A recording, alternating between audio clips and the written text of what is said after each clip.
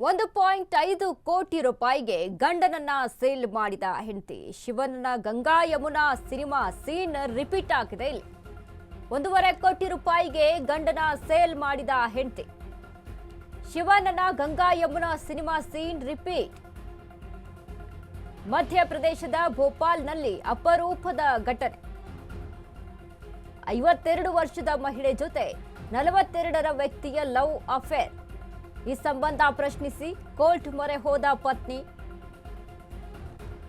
Counselling ವೇಳೆ ಪತ್ನಿ ಜೊತೆ ಇರಲು ನಿರಾಕರಿಸಿದ ಭೂಪ ಹೆಂಡತಿನ ಬಿಡಲು 1.5 ಕೋಟಿ ಕೊಡಲು ಒಪ್ಪಿದ ಗಂಡನ ಬಿಡಲು 5.5 ಕೋಟಿ ಜೊತೆಗೆ ಹೆಚ್ಚುವರಿಯಾಗಿ 27 ಲಕ್ಷ ರೂಪಾಯಿ ಹಾಗೂ ಒಂದು ಮನೆಗೆ ಪತ್ನಿ ಡಿಮ್ಯಾಂಡ್ ಅನ್ನ ಇಟ್ಟಿದ್ದಾರೆ. ಇದಕ್ಕೆ ಒಪ್ಪಿಗೆ ಸೂಚಿಸಿದ ಗಂಡ ಮತ್ತು ಆತನ ಹೊಸ ಕೆಳತೆ.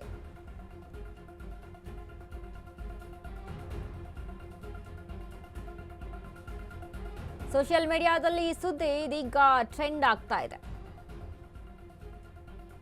1.5 ಕೋಟಿ ರೂಪಾಯಿಗೆ ಗಂಡನ ಸೇಲ್ ಮಾಡಿದ ಪತ್ನಿ ಶಿವಣ್ಣನ ಗಂಗಾ ಯಮುನಾ ಸಿನಿಮಾ ಎಲ್ಲರೂ ಸಹಿತ ನೋಡಿದ್ದೀವಿ. ಯಾವ ರೀತಿಯಾಗಿ ಆ ಸಿನಿಮಾದಲ್ಲಿ ತನ್ನ ಗಂಡನನ್ನ ಸೇಲ್ ಮಾಡ್ತಾಳೆ ಅಂದ್ರೆ ದುಡ್ಡಿಗಾಗಿ ಆಸ್ತಿಗಾಗಿ ಅಂತ. ಸೊ ಈಗ ಅದೇ ರೀತಿಯಲ್ಲಿ ರಿಪೀಟ್ ಆಗಿದೆ ಅನ್ನುವಂಥದ್ದು. 52 ವರ್ಷದ ಮಹಿಳೆಯ ಜೊತೆ 42 ವರ್ಷದ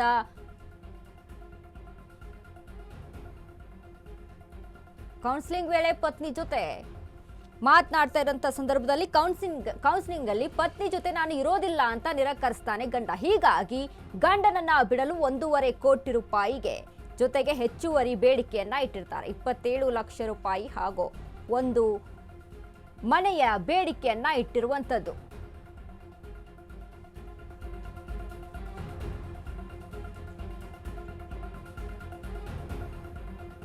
ತೊಂಬತ್ತರ ದಶಕದಲ್ಲಿ ಬಂದಂತ ನಟ ಶಿವಣ್ಣನ ಸಿನಿಮಾವನ್ನ ನಾವೆಲ್ಲರೂ ಸಹಿತ ನೋಡಿದ್ವಿ, ಈಗಲೂ ಸಹಿತ ನೋಡ್ತಾ ಇರ್ತೀವಿ. ಸೊ ಹೀಗಾಗಿ ಆ ಸಿನಿಮಾ ರೀತಿಯಲ್ಲೇ ಒಂದು ಸೀನ್ ರಿಪೀಟ್ ಆಗಿದೆ ನೋಡಿ ಈಗ. ಯಾಕಂದ್ರೆ ಎಂತೆಂಥವರೆಲ್ಲ ಇರ್ತಾರೆ ನೋಡಿ, ಇದೀಗ ಗಂಡ ಹೆಂಡತಿ ಅಂತ ಅಂದಾಗ ಅವರ ಸಂಬಂಧದ ವಿಚಾರಕ್ಕೆ ಸಂಬಂಧ ಅಂದ್ರೆ ಹಿಂದಿನ ಒಂದು ಕಾಲ ಇತ್ತು.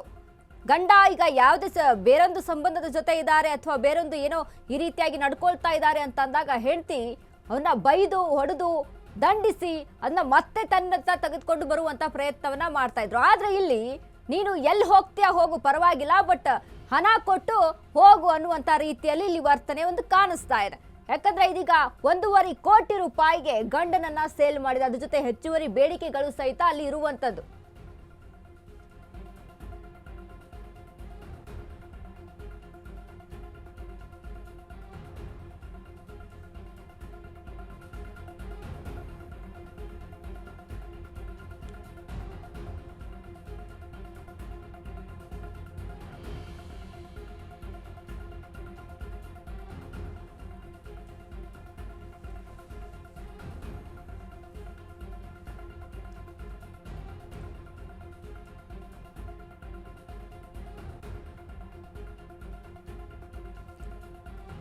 ಇದೀಗ ಇಂದಿನ ಒಂದು ಹಳೆ ಸಿನಿಮಾವನ್ನ ನಾವು ಗಮನಿಸಿದ್ವಿ.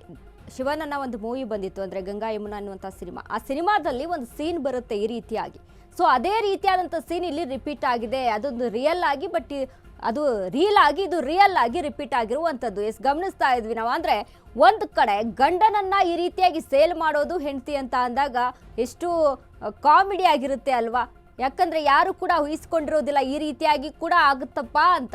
ಬಟ್ ಇದೀಗ ಯಾವುದೋ ಗಂಡ ಇನ್ನೊಂದು ಮಹಿಳೆಯ ಜೊತೆ ಅಫೇರ್ ಅಲ್ಲಿ ಇದ್ದಾರೆ ಅಂತ ಅಂದಾಗ ಅದನ್ನ ವಿರೋಧಿಸೋದು, ಅದ್ರ ಬಗ್ಗೆ ಫೈಟ್ ಅನ್ನ ಮಾಡಿ ಆದ್ರೂ ಗಂಡನನ್ನ ತನ್ನತ್ತ ಪಡೆದುಕೊಳ್ಬೇಕು ಅನ್ನುವಂತ ಹೆಂಡತಿರುವಂತ ಕಾಲದಲ್ಲಿ ಇದೀಗ ಇದೇ ರೀತಿಯಾಗಿ ನೀನು ಎಲ್ಲಿ ಹೋಗ್ತೀಯಾ ಹೋಗು ಪರವಾಗಿಲ್ಲ, ಬಟ್ ಈ ರೀತಿಯಾಗಿ ನನಗೆ ಹಣವನ್ನ ಕೊಟ್ಟು ಈ ರೀತಿಯಾಗಿ ನನಗೆ ಏನ್ ಬೇಕು ಅದಕ್ಕೆ ಕೆಲವೊಂದಿಷ್ಟು ಬೇಡಿಕೆಗಳ ಏನಿರುತ್ತೆ ಆ ಬೇಡಿಕೆಗಳನ್ನ ಪೂರೈಸಿ ನೀನು ಅಲ್ಲಿ ಸೇಲ್ ಮಾಡ್ತೀನಿ ಆದ್ರೂ ಸಹಿತ ಪರವಾಗಿಲ್ಲ ಹೋಗು ಅನ್ನುವಂಥ ರೀತಿಯಲ್ಲಿ ಇಲ್ಲಿ ಹೆಂಡತಿ ನಡೆದುಕೊಂಡಿದ್ದಾರೆ.